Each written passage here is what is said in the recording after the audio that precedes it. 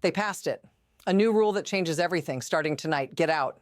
Banks closed their doors at 5 p.m. today and something went live while you weren't looking. By Monday morning, your money won't really be yours anymore. This isn't some far-off theory. This is law.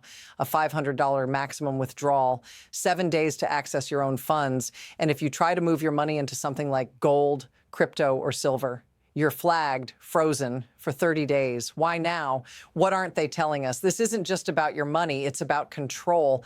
And by the time you find out, it'll be too late. At 5 p.m. today, something shifted in the financial system. Quietly, almost unnoticed, a rule went into effect that will redefine how you access your money. This wasn't an accident. It's been in the works for months, hidden under layers of bureaucratic language. And here's the thing. This isn't just one bank, one country, or one policy. This is the start of a larger trend. What's happening now, today, is part of a pattern that's played out before in history. Greece, Cyprus, Lebanon, the same playbook, the same timing, the same sequence. You're probably thinking, why is this happening now? Well, the truth is no one wants to talk about it until it's too late. Here's where it gets real. The rule that went live today isn't just a guideline, it's a lock. A $500 withdrawal limit starting now. Try to take more than that? Denied. Not because your account's empty, but because the system says no.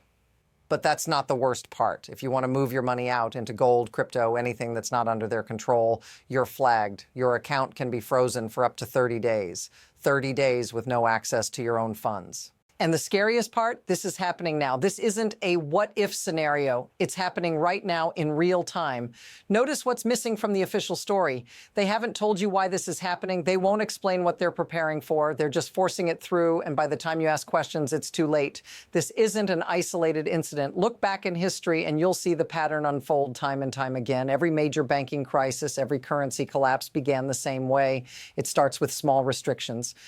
A limit here, a delay there. At first, it seems like a temporary measure. The government assures you it's for your protection, stability, but behind those reassuring words is something else. When enough people try to withdraw their money, the system can't handle it. The reserves are too thin, the balance sheet's too fragile. And now, just like in Greece, Cyprus, and Lebanon, the game has changed. What begins as a $500 limit today becomes a total freeze tomorrow. What starts as a 7-day approval process could soon become indefinite. This isn't just about stability, it's about control. And this rule is the first step. Now let's dive deeper. What they're really doing goes far beyond just limiting withdrawals.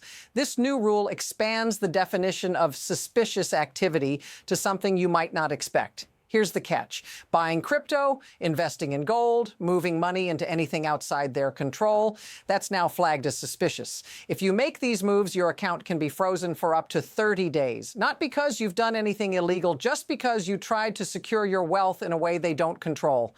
This isn't about security. It's about building a fence around the exits. They're creating a system where every move you make is watched, analyzed, and blocked if it doesn't fit their agenda. And the truth, the more you try to protect yourself, the more they'll punish you.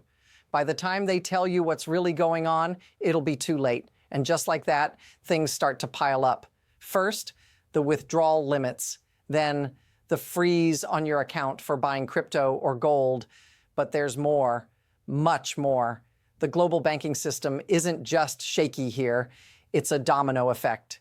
While America was making these moves, the United Kingdom followed, then Australia, all in the same week, same language, same restrictions, same timing. This wasn't a coincidence, it was coordinated.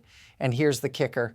Each of these countries has their own central bank digital currency plans in the works. They're laying the foundation for a future where physical cash is obsolete, where your money exists solely within their digital control. The real question is, what happens if this continues? What happens if the freeze escalates? What happens if it goes global? Now let's talk about you. Because while this may sound like a series of abstract policies, it's already affecting real people. Imagine waking up Monday morning needing to access your money for bills, rent, or basic expenses, only to find out you're limited to $500. What if your family's business depends on cash flow? What if you can't pay your employees or restock your store? You're locked out, forced to wait 7 days for approval to access your own money? This isn't just an inconvenience, it's a direct hit on livelihoods. It's businesses going under, families scrambling, and people being forced to survive on what little they can withdraw. If this feels familiar, say so in the comments. This is where the rubber meets the road. The rules aren't just changing the system, they're changing lives. Here's the unsettling truth. This isn't just a random policy change. There's a mechanism at play here, a system that's been designed to maintain control. The real question is, what's driving this? Why are the banks suddenly restricting access to money, making it harder to get cash, and flagging anyone who tries to take their wealth outside the system? It's about leverage. It's about maintaining the illusion of stability while the system itself crumbles beneath the surface. It's about fear that people will realize the truth. The money isn't really there. Banks operate on fractional reserve banking, meaning they don't actually keep all your money in the vaults. They only hold a fraction. When enough people ask for their money, they can't pay everyone. So what do? They change the rules. They limit access to your funds to prevent a run on the bank. But here's the kicker.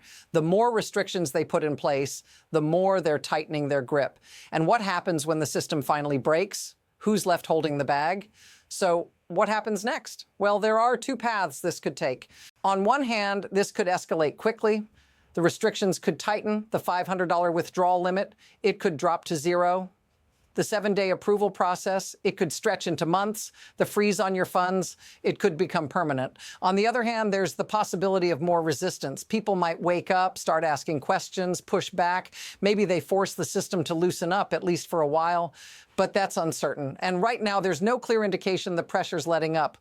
One thing's for sure, this is far from over. The banking system is already moving toward digital currency solutions, and it's becoming clear that physical cash is on its way out. So the big question is, will you be ready, or will you be stuck in a system where you can't access your money when you need it most? Here's the cold reality. The system is already changing. The freeze is already in motion, and once it's in place, it's too late to act. But there's still time to move your assets to safer places, time to establish options outside the system, time to build connections and resources that don't depend on the banks.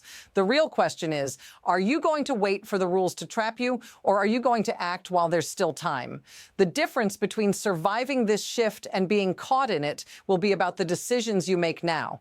Because once the freeze is complete, there's no going back. The real wealth isn't what you can access when they say you can, it's what you control outside their system. And trust me, this story isn't over. It's just beginning. Make sure you're prepared for the next chapter. Hit that subscribe button to stay ahead of what's coming.